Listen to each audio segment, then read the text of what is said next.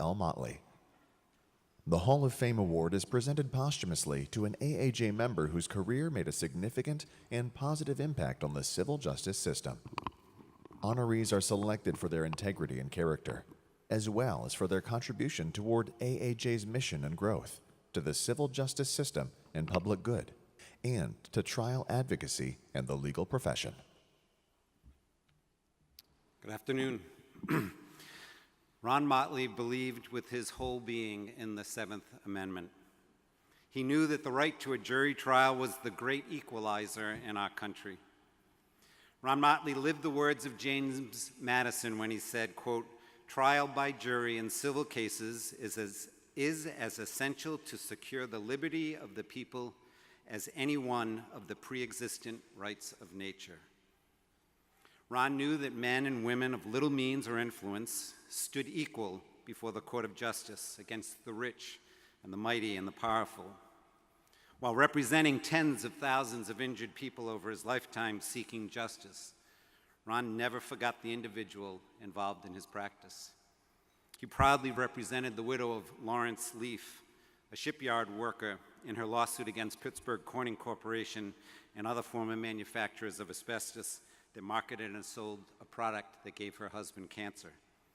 And he represented tens of thousands of other asbestos victims seeking justice, having been dubbed in the press as the man who took on Manville.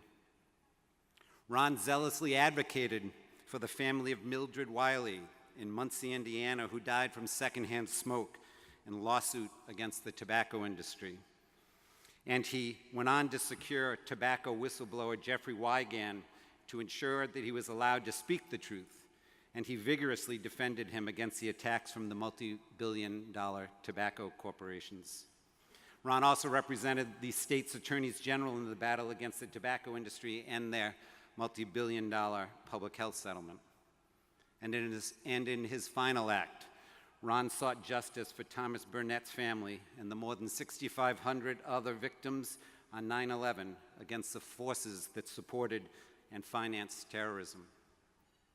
Ron identified with his clients. He was the son of a gas station owner and a school teacher, and he was motivated to succeed by the suffering that they endured and the wrongs that needed to be righted. There was never a question who Ron was fighting for. He literally and figuratively evened the playing field by using the legal system to demand equal justice for his clients. As my friend Linda Libson said, he took on impossible cases no one else would.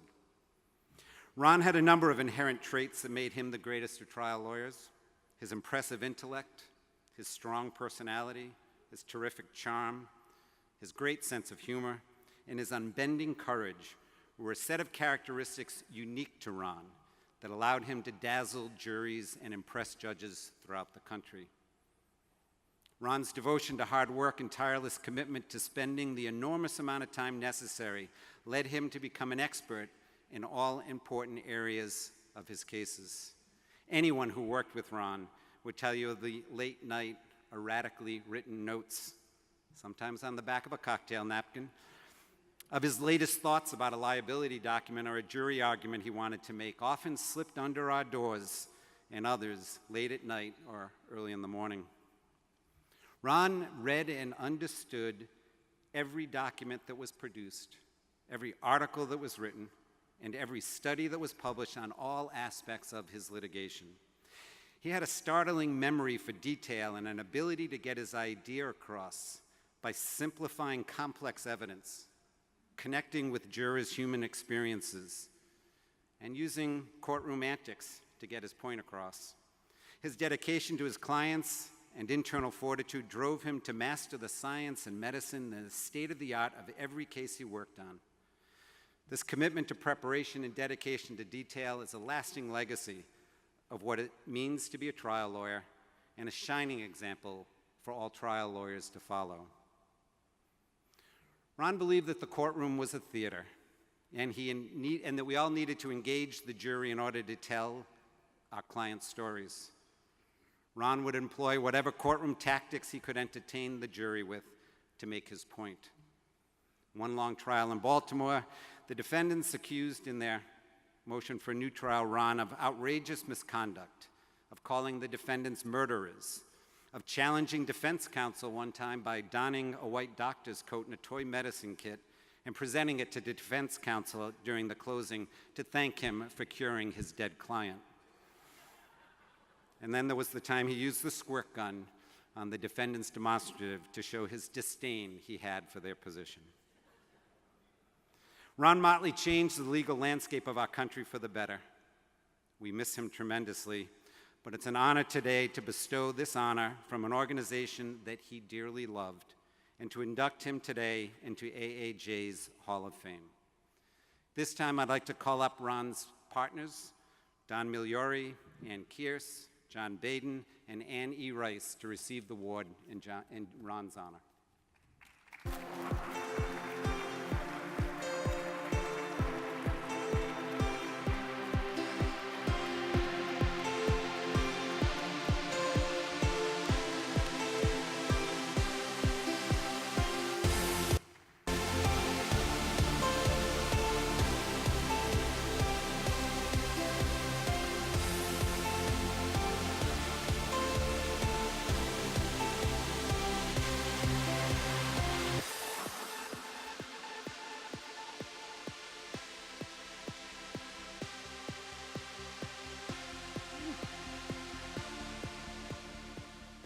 Mary Beth, I can't promise you that I'm not going to cry. It's a real honor and privilege to be here representing my partners, past and present, to accept this award on behalf of our friend, our mentor, our law partner, Ron Motley. We're humbled by it, and we're very proud and happy for him. You know, yesterday I spent the day under the covers with a fever. I wasn't feeling very well, and I didn't get very much sleep last night, and I really debated whether it was the right thing to do to come here today.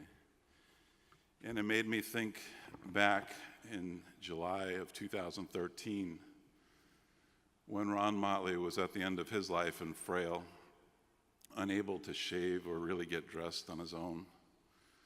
And he flew from Charleston, South Carolina to San Francisco to be at this convention.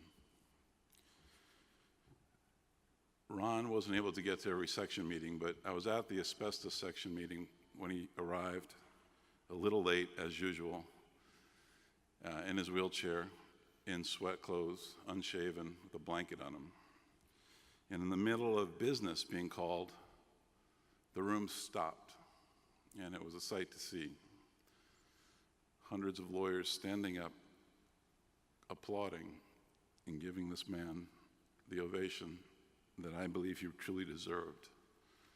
Ron did that his whole career, whether it be in the courtroom or in a room like this. He filled the room with his presence, with his charm, with his intellect, and with his humor. But Ron also went there that year because I believe that he knew that he was dying. And in fact, 1 month later, he died. But before he died, he made one more trip. And that was a little shorter trip, but he made a trip to the South Carolina Trial Lawyers meeting, where there he was given the Founders Award for all that he had done in South Carolina for plaintiffs and access to the courtroom and civil justice there. Ron passed away just weeks after the South Carolina event, and I truly believe in my heart that Ron had to make those two trips in order to say goodbye to his good friends at AAJ and at South Carolina Trial Lawyers. Ron particularly had great love, respect, admiration for Linda Lipson and all that she does for this organization. And I know that he's very, very proud to be looking down on us right now, probably doing the Kool-Aid dance, and seeing that Jack McConnell was here to go through his great career and history. I want to take 1 second to say something about Jack. You know, I got the honor to try cases with Ron for 15 years. And I've never heard Ron describe a human being the way he described Jack McConnell. And he didn't throw this around lightly. Whenever Jack's name came up, and I'm calling you Jack because I can't appear before you, so you can't hold me in contempt. But as you'll always be, Jack, to me, Ron referred to you as my lawyer. It wasn't just a brother, it wasn't just a person in the trenches, but Jack was Ron's lawyer. Ron respected him. Most importantly, Ron trusted him. And one other thing that you did for him that I don't know that you've ever been told this, but I had the benefit of spending a lot of quiet time with Ron just before he passed. And one of the things that he said to me was that he's come full circle. You see, he started his practice as a clerk to a federal judge, and the man who set him off with the freedom and the backing to start what ultimately became Motley Rice, Judge Saul Blott. And he said that now I get to end my career with a federal judge. And nothing made Ron prouder than the day that Jack McConnell was appointed to the United States District Court for the District of Rhode Island, where finally we have a judge that understands what civil justice and access to the court system means. So much so that, believe it or not, he lets you even pick your own jury.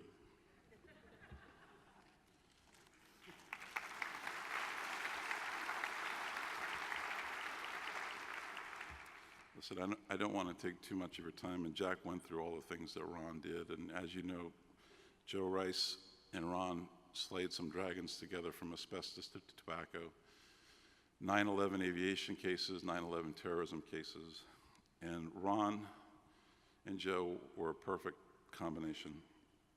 Ron would fight, and Joe would work in the back rooms, and they would bring down the biggest industries in the world in order to fight for the individual voice in the courtroom. But it wasn't just at that high level that they touched people and that they made a big difference in the public health. I'm just going to read a couple things from a couple of his friends and lawyers. This is from Annie Rice, who never worked with Ron but in trial, but got to grow up with Ron. Annie said, "I didn't get to practice law with Ron, or Uncle Buzz as I called him, in the traditional sense that everyone here did. But I still learned a tremendous amount from him and from watching he and Dad and what they built together. And Ron did get to see me join the firm and know that I wanted to help carry on that legacy that he and Dad built. Ron taught me that several things. There were hurdles in life, and hurdles are just things that are in the way to make you work a little harder. One of the most important lessons that I learned was that you should always do what you believe in, no matter what anyone else says. And if you believe in it, do it. And do it with your whole heart, and do it the best you can." Ann Kearse, a dear friend of mine, dear friend of Ron's, worked with our firm for decades and is only 25 years old. Wrote many amazing things about Ron since his death, but I want to share one small thing. She said, "I owe a lot to Ron. I am a trial lawyer. I'm proud of it. I know I've been empowered by the greatest trial lawyer of all times. There was no ready-made path Ron followed. Ron taught us that we have to create path by walking ourselves. It's not lying there waiting for you. You have to walk and create the path. The test we must now set for ourselves is not to march alone, but to march in such a way that others will wish to join us, to join each other as we do through our co-counsel relationships and carry forth Ron's legacy." In closing, the Hall of Fame Award is presented to those trial lawyers who, among other things, have made a profound impact on the civil justice system, contributed to the public good and welfare, to trial advocacy, and to the legal profession generally. There can be no doubt that Ron Motley's doggedness, creative lawyering made an impact on the health and safety of workers suffering from occupational disease, to the general public for his stand against big tobacco, and on the world for holding those accountable for travesties caused by terrorism. Ron was driven to make a difference and gave his life to these and so many other causes. Ron's legacy lives on not only through his daughter and grandchildren, but through the lawyers he mentored, partnered throughout the years. Lawyers who work side by side with him in the trenches and in the courtroom and here at AAJ. The Hall of Fame is a place where Ron's work will be recognized for all to see forever. Our firm is such that the work and passion will continue to make a difference. We will forever be indebted to Ron's impact on all of us. We remain committed to honoring his passion. We continue to channel his energy and drink his Kool-Aid that gives us great ability to rise to the current challenges of the day. It's with great honor that on behalf of all of my partners and lawyers and staff at Motley Rice that we accept this award. Thank you so much.